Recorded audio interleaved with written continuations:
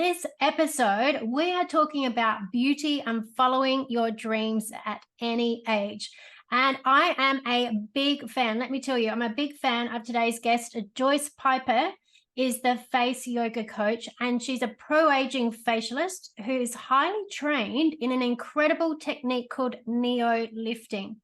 And Joyce has traveled the world in her former careers, and she's led a very interesting life, and she became interested in holistic therapies in her 30s. Now, at 65, believe it or not, Joyce is just at the beginning of a whole new career, and she has the courage to speak out and go against the tide of popular opinion that Botox and other invasive treatments are the only way to rejuvenate your facial appearance. I'm so excited for this conversation. Welcome, Joyce Piper. Hi, Tony. Thanks so much for having me today. Oh, it's an absolute pleasure. And, I would love to know, this is the question I always want to ask people, Joyce, is what led you to become a face yoga coach and start your business? And why is that so important to you? Well, as you mentioned in the intro, about 30 years ago, I started studying holistic therapies, and I'd always had not the best skin. And I had a relative who said to me, "You need to eat more greens." And back in the day, back in my teens, there wasn't the internet. So you weren't able to just go online and find information readily. And there wasn't much that you could buy to look after your skin at that point if you had acne or blackheads. So I used to go to health food stores, and there weren't many back in the day, but I would go and I would buy books and read. And that really was the start of my journey, even before my 30s, when I was a teenager. Wow. So, And that's yeah. such an important point, Joyce, that I think that you made there, is that, these days, like, how long has the internet been around for? I don't know. Probably since the 90s. Since the 90s, right? And it's kind of hard to think even what we did before the internet, right? Because we're now so also just take for granted that anything you want to know, you just Google it, right? Exactly. And I actually went to a skin therapist, and he gave me these very strong antibiotics. I was actually willing to do anything to clear my skin, but I tried these medications for about a week, and instinctively I just didn't want to take them because they made me feel really bad. And then with time, I came to realize that women that had actually used this particular medication and then went on to have children, their children's teeth were affected by that particular antibiotic that they'd used. Wow. So, I must have had something inside of me that knew not to continue taking them. So I was using a preparation. My sister was a nurse, and in the hospital, the doctors used to cleanse their hands before surgery with a product called Hex, and it killed everything, but it also made my skin so sensitive and dry and peeling. So I was on this quest to find out what I could do to look after my skin. And that has led me on such a journey. I never expected to be where I am today because of that. That's incredible, Joyce, because, and I think that's, like, I don't want to go, look, I'm totally against Western medicine, because the fact is, if you've got a really serious infection or you've had some kind of accident or whatever, you need hospital and doctors, right? But yeah, I think what's really important, is that knowing that a lot of the medications that get prescribed to people have really bad side effects. And they can. Yeah. And we're often overly medicated when there are actually different solutions available that most people don't know about, right? Exactly. So that led me in the health food stores, which in the day, if you went to a health food store, you were perceived as a bit of a kook. Hippie, kooky. Yeah, yeah, Yeah. Bit um, alternative. exactly. And I was not. I'm quite a conservative person, but I'm open. My mind is open to different things. Mm, And I discovered an author called Leslie Kenton. She was a beauty editor for a lot of the Vogue and Cosmo, and she had been very disillusioned with the beauty industry and turned holistic. And she wrote some wonderful books, and I I still have them, and I still go back to them time and time again. And her ethos was about feeding your skin from the inside out. Even before this became popular and mainstream, it was mm, all about the gut. And if you've got a healthy gut, everything else will be healthy. So mm. yeah, that became my approach.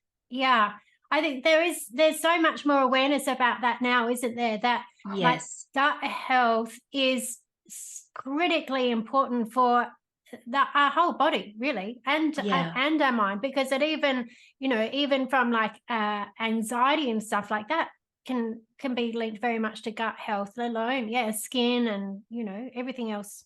Yeah. And I mean, if you eat a beautifully ripe peach, your body just feels amazing compared to if you go and get some greasy hot chips and you eat those, and then you feel heavy and you just want to Mm. sleep. So it makes an incredible difference on your body, your mind, and your behavior if you eat the right foods. Yeah, and you know what? That is such a thing, Joyce, because I remember I listened to a lot of Alan Carr's books. Alan Carr's The Easy Way to Stop Overeating or Stop Smoking or Stop Drinking and all that kind of stuff. And a lot of his a lot of his ethos is basically around you don't crave what you don't think is a benefit for you.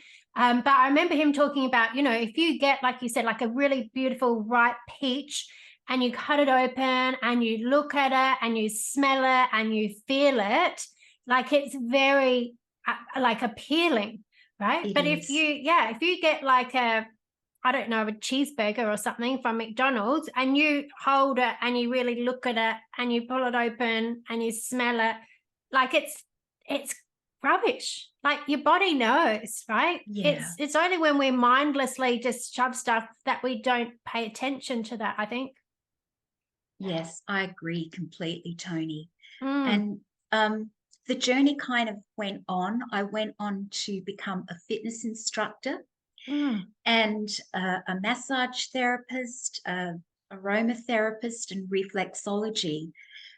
And I thought that would be the end. I thought I would just love doing that. And for a time, I did until I had a bit of a negative experience with a client. And it got me thinking maybe I don't want to do full body massage anymore. mm, But all the time I was working in the corporate world. So this was still, just a passion project. mm, But even back then, aromatherapy was seen as quite alternative, whereas now it's so widely accepted. And I used to make products on my kitchen table, um, facial oils, body wash. And in fact, I went along to, it was some kind of convention, and I was selling my products. And there was an American man there who had come over for this event. And he said to me, you should be doing this selling on the internet. And of course, I had no idea what this internet was or how it worked. And I completely rejected what he had said to me. So it's interesting how sometimes things can come full circle. mm. Indeed. Yes, yes. Oh, that's amazing. So you definitely, you didn't just have an interest in holistic therapies, like you were trained in a lot of holistic therapies, massage, Yes. aromatherapy, all of those things. Yes, Hmm. yeah. Okay, good. Yeah. And so when was this, Joyce? How long ago was this? So that was 30 years ago. Yes, yeah. And fast forward on from that, I still dabbled in it, but I wasn't I wasn't spending a lot of time working on clients. But I did have this very special gift, which I recognized and other people told me, doing facials. And Mm, that aligned perfectly with my love of skincare and self care. So I kept sort of just dipping my toe into that. And I've always been a fan of skincare products, and I would buy lots of products and test lots of products to try and find out or separate the good from the bad. And I mean, media and marketing will try and convince us that we need so many products. But I actually found that, in fact, there are times when our skin just wants to get back to basics. So mm, that's another philosophy that I have, that I try and instill on my clients. Sometimes less is more. You don't need to be spending hundreds of dollars on really expensive products, because often you're just paying for a brand name and advertising, and your skin only has the ability to absorb so much. So at certain times, just cut it all back and get back to basics. I love that, Joyce. I love that Mm. because, especially where we're in this kind of age of consumerism, and there's so much marketing and everything like that trying to convince us that we need all of these things. Mhm. And yeah, they're not cheap. They're not cheap. And I know myself, I've spent hundreds of dollars on different kind of products and things over the years. And I guess I've been fairly lucky. I've had good genes thanks to my mom as well. But moving into I am in my late 40s. You do start to become a bit more aware, Mhm. and yeah, having something simple, I think is what makes these kinds of routines sustainable as well, doesn't it? Exactly, because a lot of women say to me, "Oh, I haven't got time to clean my skin." Um, and I just don't believe that, because if it's important to you, you'll actually make time. And really, a few minutes at the end of the day isn't a whole lot. And, Mm, there sometimes you can even clean your skin while you're watching TV. Um, but yeah. I'll talk more about that a bit later. But then I was working overseas, and I was 55 at this stage, and my relationship dissolved. Mm, And at 55, I thought that I was settled in my life, and it was like the rug got pulled out from under me, and it made me think about my value as a woman, what I could still contribute to society. And um, I knew that I wasn't alone in being at this stage of my life and having to start fresh again. mm, So I really focused on not thinking of myself as a victim, and it made me very determined to really dig deep and pull all of my skills together and think about what I could do moving forward. So, as it happened, I started a new job. I was still living overseas. And when I moved into the office, the lady that had been in that office before me had left a book on the bookshelf, which was about face yoga. And I oh, took it home and I read it, and I started practicing these movements, because, we're actually moving our faces all the time when we're speaking and eating. And frowning and what have you, but we're not doing it consciously. And as someone that had exercised her body all her life, it made sense to me that we could do small exercises for our face. So I loved it so much. I did Google then, and I found a Japanese woman who was teaching face yoga. So I joined her online class, and I loved it so much and felt and could see the difference quite rapidly, that she was taking registrations from anyone that was interested in learning how to become a teacher of face yoga. So I was right on that. I enrolled, and in 2017, I became one of the first face yoga instructors. Wow, Joyce, that's amazing. I just love that.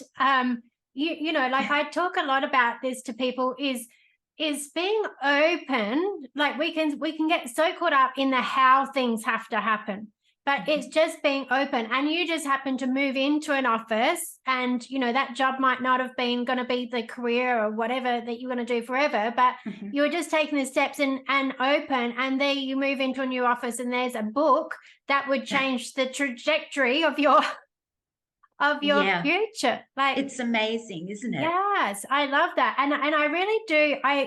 I've loved so much hearing about face yoga from you, because I really get that. Like, we spend so much time thinking about, oh, how do I look, and do I need to get a personal trainer and go to the gym and all these kinds of stuff for how we look. But it's never ever, I'd never even considered you do exercises for your face to improve, you know, how your face is, or your skin, or your muscle tone, or anything like that. It's kind of, it sounds obvious when you hear it, but it's just not something that's that commonly thought of. Yeah, it's incredible. And in fact, I subscribe to a magazine online, which is, it goes to people that are in the beauty industry, and it's all about hair care, cosmetics, perfumes, you know, the whole gambit. And this week's episode mentioned that face yoga is the fifth most Googled, or however you want to say it, on TikTok. So, yeah. Yeah, it was ranked up there in the fifth highest search. Yes, Yeah. exactly. Yeah, Wow. So it's obviously gaining popularity. it is. And honestly, in the US and where I was living in Saudi Arabia, face yoga was so popular. And as soon as I graduated, I started running classes. I mean, I had no idea what I was doing, but I plunged headfirst into it. And even Saudi men were so interested in face yoga, because they really have this thing about their appearance. They dress impeccably, and looking good is very high on their values. So, yes, I had men and women. And in Saudi, where I worked, it was kind of like the United Nations. There were people from all over the world. So I had people that spoke different languages. Sometimes we couldn't communicate in words, but somehow I still got the message across. And talking about cultural differences, how different cultures use their faces is a very interesting subject in itself. Some show emotion much more, like a lot of the Russian women that I taught, they weren't very expressive. And sometimes at the end of a class, I would be thinking, I don't think they're going to come back again. I don't think they enjoyed it.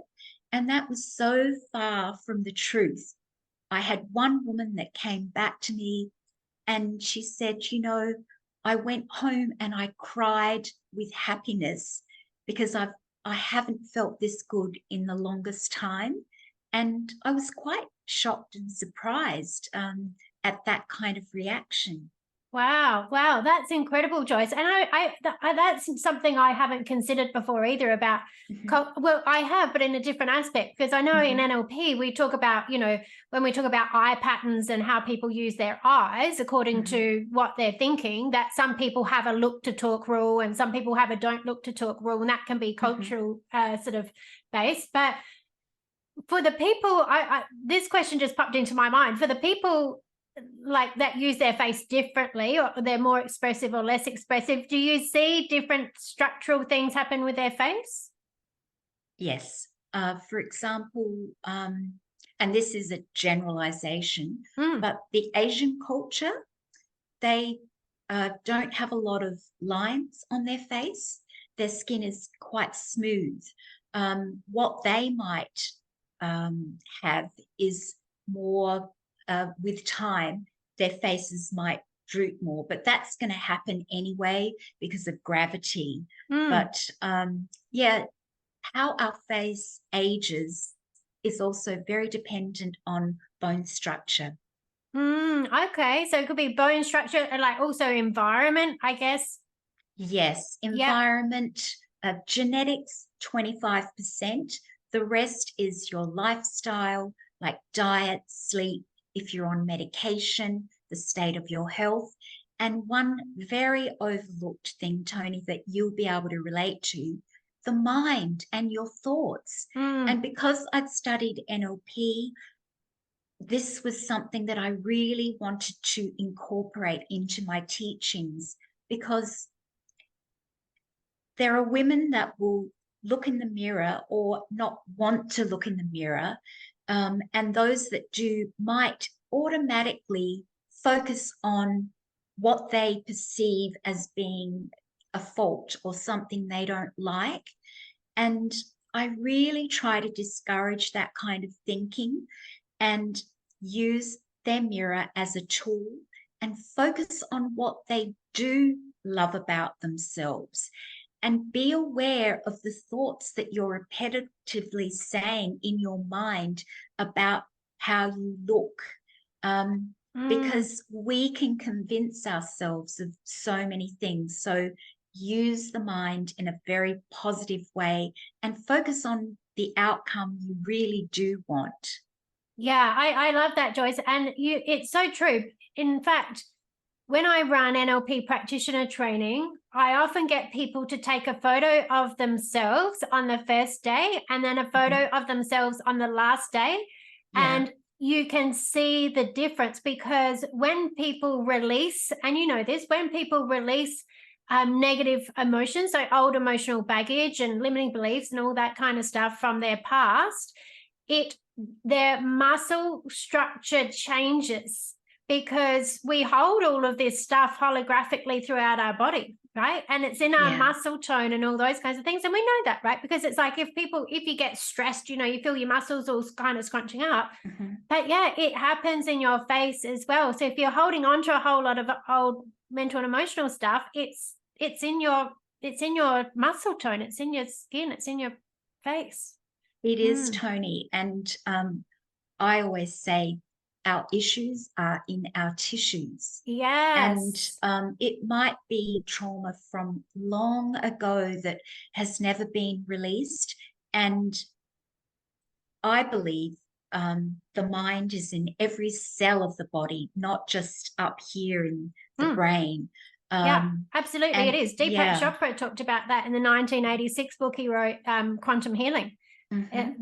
The mind-body connection. Yeah. Yeah, and our posture. Posture is so important to not just how our face is going to age, but how we feel. And we know if we're rounded and hunched, if our head is down, we don't feel as good as if we're standing tall, our chest is open, we're breathing fully. It immediately lightens you. So, this Mm. is also another very important aspect of facial yoga teaching. I'm you're getting me to sit up straighter now, Joyce. Good reminder. Yeah. Oh, that's fascinating. Fascinating. So you found this face yoga and you become an instructor and you're in Saudi Arabia working with all kinds of people. What happened from there? How did you get from there to here? So in 2019, I decided I'd come back to Australia. I'd packed my bags for 6 months to go and have an adventure there. And that 6 months turned into 20 years living away from Australia. But Wow. by this point, my mother was aging, and I just wanted to come back and spend more time with her. So I did that, and I thought that I would launch myself, reinvent myself, starting from scratch, teaching face yoga, uh, and see where that might take me. So slowly, I started going around doing events, which you came to one of my events. Yeah, and these it's were just amazing. workshops, 2 hours. And I would do that every month. Then my mum got quite ill, and I stopped working completely, and I just looked after mum for the rest of her time. But as you had mentioned, I continued to do study in various massage techniques for the face. I went back to beauty school, and I once again just did the part regarding the face. Like, I'm not a beauty therapist. I've only studied the skin and how to treat the skin, nothing else. So after my mother passed away, I thought, right, it's now or never. And I'd set up a room in my home where I was seeing people for treatments. And the feedback I got was wonderful and very encouraging to me.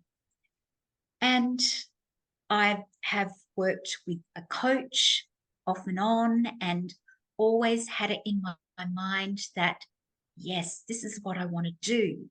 But there was this little part of me thinking, what am I doing here in my 60s? Who do I think I am starting a business in my 60s?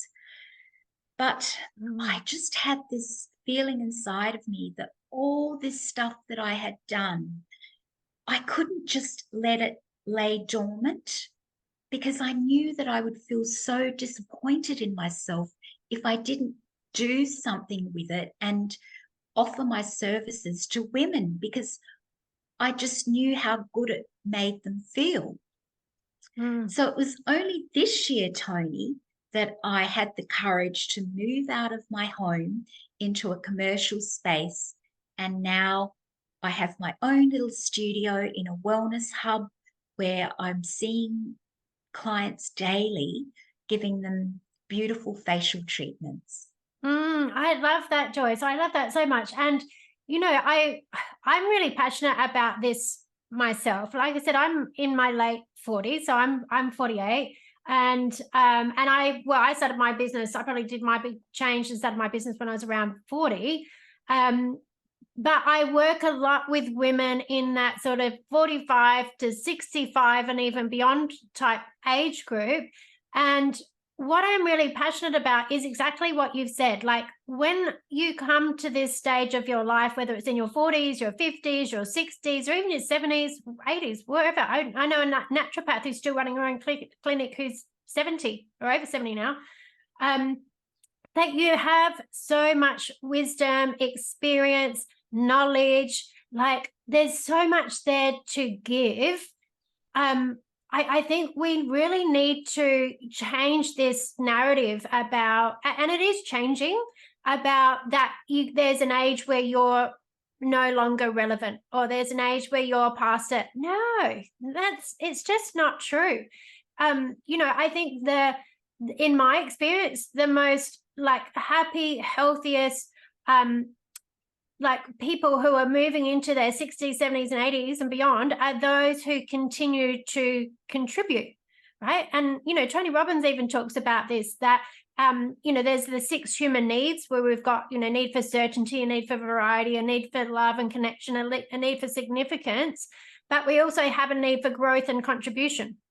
And that growth and contribution are the 2 most important needs that you need to have fulfilled. So So this is why, like, I'm like, I think there was a time I used to keep myself that maybe I wouldn't do any more courses, but now I'm just like, no, I'm committed to lifelong learning. And the more Yes. I learn, the more I grow, the more I evolve, the more I have to contribute to those around me. And I think, it's such an important thing that we continue to do that. So I love that, Joyce. Yeah, and I've just found that the more I learn, the more there is to learn. It just never ends if you are open to doing the work.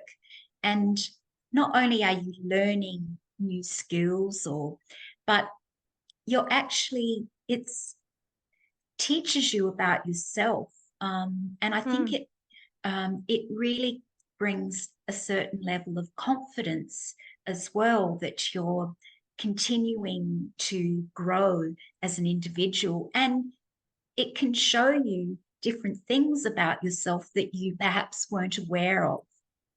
Yeah.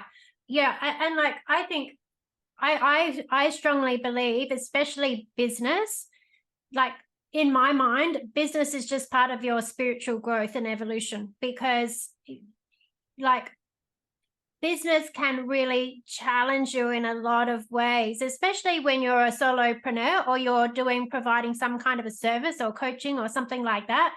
I know a lot of people feel like, oh my God, it really is a real trigger to look at your own self-worth, because you feel like, oh my God, I feel like I'm kind of like putting myself out there, and I'm selling, myself. And so if people, could reject me, and it can be really, that real personal kind of feeling about your own self-worth. And really, it's just an opportunity to really grow into, loving yourself more, valuing yourself more, and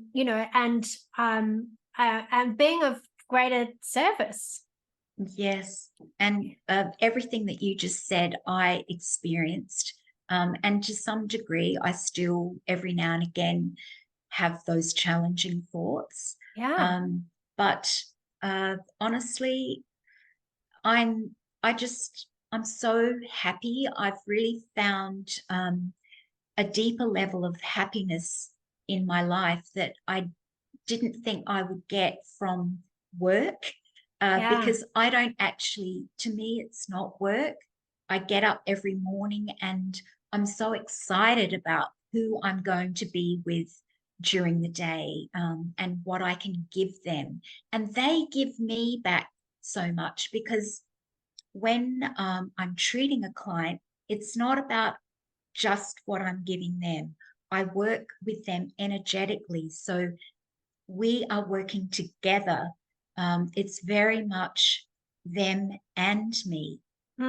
Yes, I think that is such an important thing, right? Because, Mm, and we'll probably lead into this, but it's the same of it's for me when if I'm coaching someone, with NLP and timeline therapy and those kinds of things, hypnosis, it's not a do to. Like, nobody can do something to you, and I think this is where the there is such a back again to this kind of consumerism thing, I guess, where people want to just buy the magic pill, that they just want to mm. have the injection, that they just want to pay and get a result without them actually doing anything or changing anything or anything else. And lasting change just doesn't work like that, right? Exactly. And look, Botox is a quick fix if you want to make your face look perfectly smoothed out. But there hasn't been research done on the effects of Botox on women over the age of 60. In Australia, I don't even know if the industry is regulated. I have tried to Google, but I haven't found a definitive article that tells me that everyone that's doing it is under some kind of registered body. Mm, Look, there are some really good clinicians, and I don't want to talk negatively about it because it's everybody's choice to do mm, whatever they please. But I've said to you before, I'm swimming against the tide doing what I do, because, even the street I live on, there's a clinic. They are popping up everywhere. They're so popular because people do want an instant result. What Mm, I give will give you an instant result, but you have to keep at it. It's like going to the gym. You don't go in once and come out with that bikini body. You've got to keep doing it and mm, just being consistent a little bit every day. Um, mm. and the beauty of that is the power is in your hands. Yeah. You actually are the controller of how you're going to age rather than handing it over to somebody else. Yes. This is a really good point, Joyce, because I think um it's the same with like mental health, right? It's like, you know what, I don't completely poo poo people being on anxiety medication or depression medication, because the fact is being on medication is better than not being here, right? Yeah. So like there's times where people got to take medication and that's fine. um it's not a long-term solution, right? And you're relying on something external to you. So I mean, if we go to like, I don't know, any kind, we know from the last couple of years, things can change very fast. Things can suddenly be taken off of the, what's legal to be supplied or anything for whatever kind of reason. So if you're relying on something that, you don't have any control over, and one day it disappears, or maybe one day you find that you have a bad reaction to it, or, whatever else, then you're suddenly left dealing with this kind of situation that you can't control, right? Like Yeah. you don't have any control over it. So I think this is the thing, like you said, it's putting the power in your hands of, like, there's literally nothing that could happen that would, I mean, unless you lost your hands or something, but I'm sure that's not going to happen, like that could stop you from doing facial exercises, or or it's the same as working on your mindset. Like if you know how to work on your mindset, you can do that yourself every day. You're not relying on a medication or another person to help you live your life, right? Yeah, absolutely. Yes. Yeah. So who are the kind of people that you help now, Joyce? Because I know you're saying, you feel like swimming against the tide a bit, because these clinics are popping up everywhere. And, I think with anything, it will have its day, and it will, you know, I'm sure it'll change at some point in time, in one way or another. But I know there is a lot of people, and especially in my circles, there's a lot of people who are really interested in natural health and natural beauty and those kinds of things. So who are the kinds of people that you do see? Well, working with a coach, we had to figure out our niche client group. And I always thought it would be women 50 and above. And I do see a lot of those women. However, I also see a lot of younger women who have had lip fillers or Botox. And for one reason or another, it has given them headaches, migraines. Uh, One young lady, she had lip fillers over 12 months ago, and her lips are so still extended and painful. So she comes Mm, to me for massage. I have a lot of women that I see that hold a lot of tension in the jaw, who clench their teeth at night or grind the teeth. And this causes incredible pain. So I do something which is called buccal or intraoral, where I massage from inside the mouth to try and release tension. mm. And if you are someone that clenches your jaw, uh, it's quite common that you'll also have neck and shoulder pain. So that's when I focus around the shoulders, the neck, and mainly around the jawline. Wow, wow, that's really interesting. So it can like literally be, it's not necessarily just for appearance, it can be for physiological type things that are happening as Yeah, well. yes. And a few women that have had like Bell's palsy, where one side of the face might be drooping.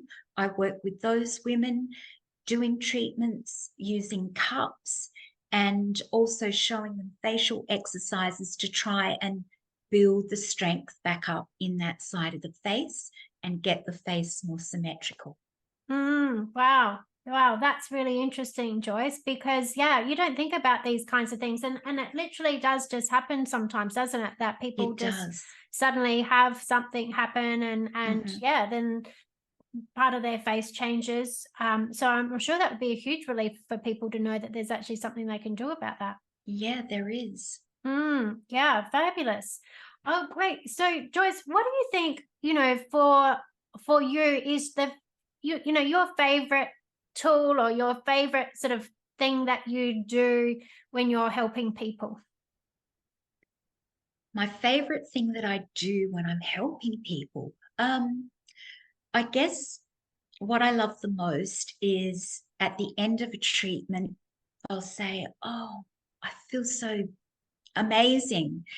And what I like to actually let those clients know is that that amazing feeling that they're feeling is really the beauty inside of themselves, that Mm, connection with that beautiful part inside of them. Because to me, beauty is not about how a person looks. We've been conditioned to think that beauty is looking a certain way, but everybody has their own beauty. And this is what I want my clients to recognize and get in touch with their beauty. And when they can feel that from the inside, that will radiate outwards and they will just walk more confidently and feel more confident. And to me, that's beauty. Joyce, I love that so much, and I'm so glad that you've said that because I've always recognized this in other people. Like, what do I find attractive? So there could be like, a man or a woman who aesthetically look perfect or amazing or anything like that. It doesn't necessarily make them attractive. No. Yeah, right. It's that Hmm. inner energy that have people have. And in fact, Hmm. this is an interesting thing that I noticed I had to shift with myself because growing up, like I'm quite tall, so I'm 5'9", and I'm blonde haired and blue eyed, and I guess I stand out. And people have always commented on my looks, right? Which is nice, but it puts a lot of pressure on where you see your worth. And Mm. if you put some weight on, am I now not worth as much, or all of this kind of stuff.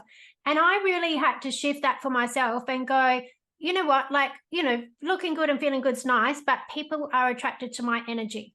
People are Yes. attracted to my energy. And that's what Hmm. I would like say to myself as a mantra, to get away from this whole, doesn't matter, like, and because I talk to people about this a lot, right? Because especially with coaches, one of the big things I find is the fear of being visible, right? And like I said, I'm often working with women in their 40s and 50s and 60s, and showing up on camera and all this kind of stuff. They can have a lot of issues around how critical they feel about the way that they look and all those kinds of things. And it's really knowing that how you look, yes, you want to look your best, but it's not what attracts people to you. Like we know from rapport in matching and mirroring that people need to be able to see you and hear you and really get to know what you're like and how you interact for them to get in rapport with you. It's not they go, oh, look, Tony's got such great hair. That's not, that's not why someone's going to want to work with me. Mm. I think that is such a good thing. And the other side of that you said, what I really loved when you talked about saying, when people say I feel really amazing, and you say that's them connecting in with the truth of who they are, essentially. And this is a thing that I often talk about, is that the truth of who you are feels good. Right. So if you're feeling really good, you're connected in with the truth of who you are. If you're feeling bad, you're disconnected from the truth of who you are, and whatever you're thinking about focusing on isn't the truth of who you are. So if you're looking at yourself going, yeah, this, that, whatever, I'm feeling bad, it's an indication that you're so far from the truth of who you are that you can feel it. right? Yeah. Hmm. Yes. I love that, Joyce. I'm so glad you said that. That's amazing. Um, fabulous.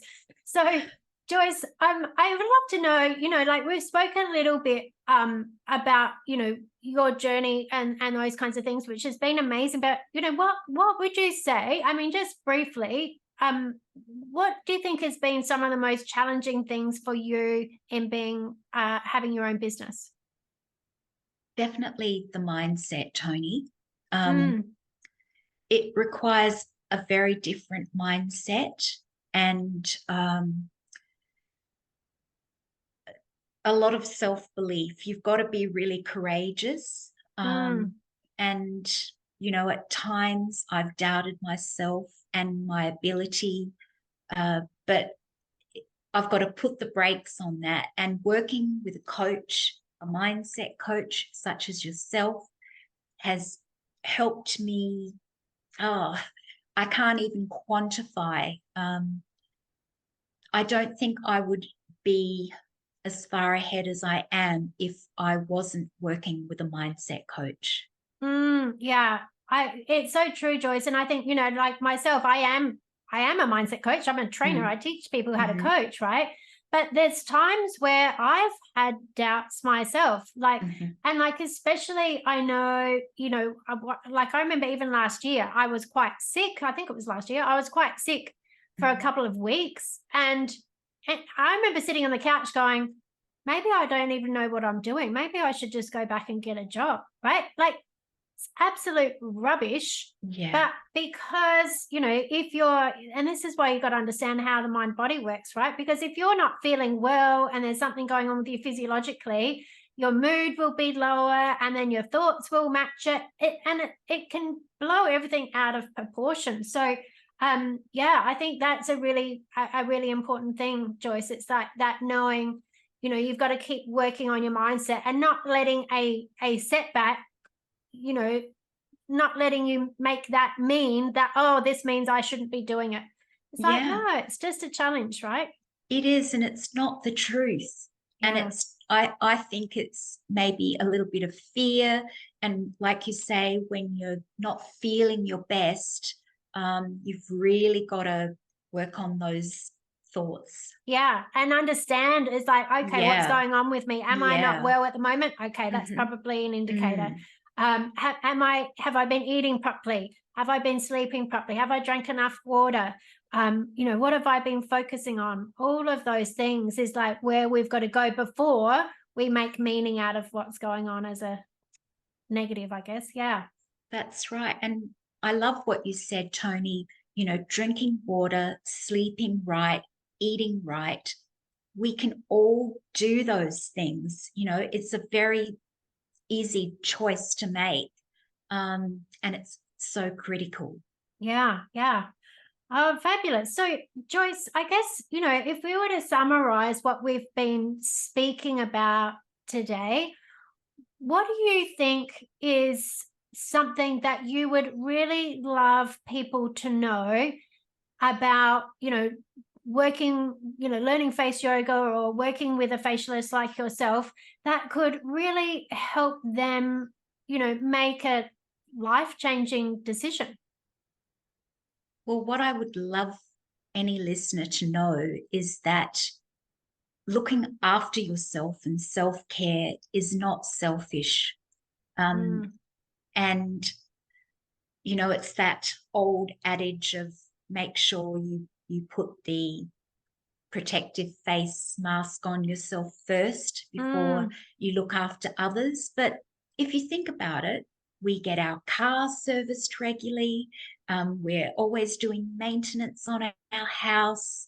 But we don't always take ourselves in for a facial treatment. And to me, having a facial treatment is not just about caring for your skin or wanting to look beautiful. It's working on your central nervous system.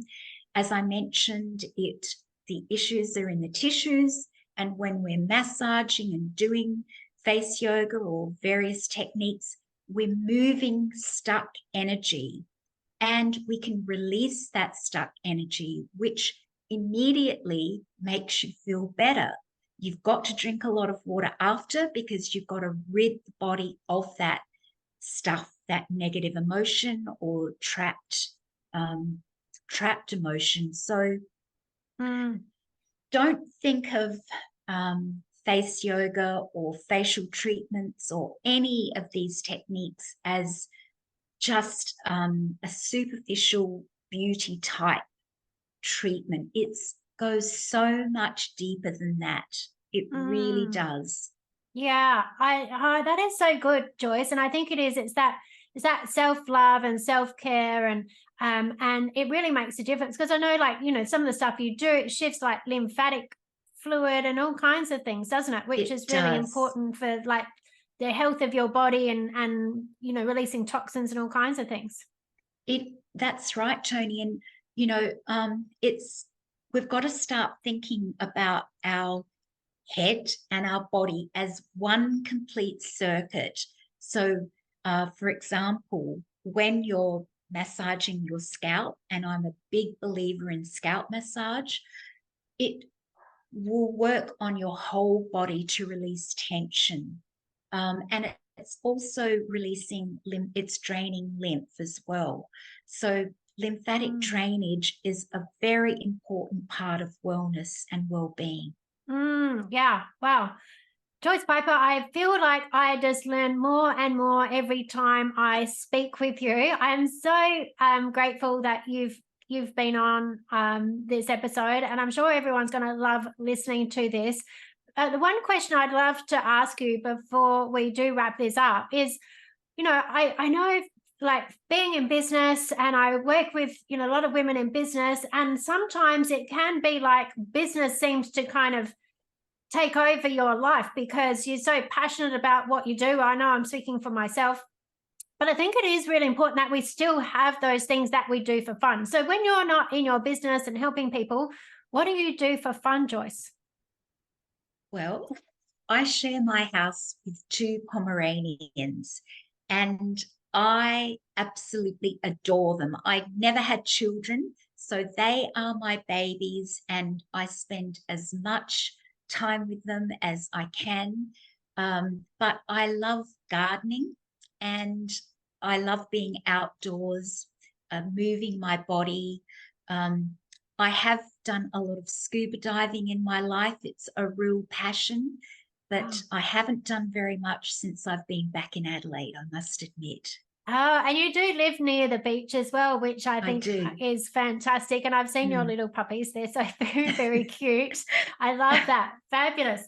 Joyce, it's been an absolute pleasure. So can you let me know if people want to get in touch with you and they want to find out more about face yoga, what's the best way? And I'll put all the details in the show notes, but what's the easy way for them to get in touch with you?